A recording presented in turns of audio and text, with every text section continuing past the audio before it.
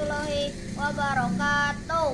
Halo, saya Nugrah Kadarli dari SDN Sekeperis 2 akan membacakan puisi yang berjudul Martini Sahabatku yang Sejati.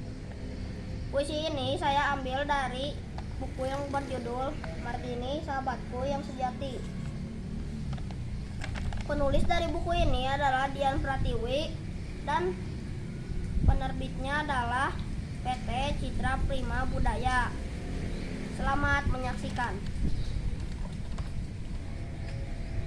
Martini, sahabatku yang sejati. Martini, engkau anak yang keras kepala, namun berhati baik. Jago berkelahi, walaupun statusmu seorang wanita. Itulah engkau, Martini. Saat ada orang kesusahan, engkau dengan ikhlas membantunya dengan hati yang tulus.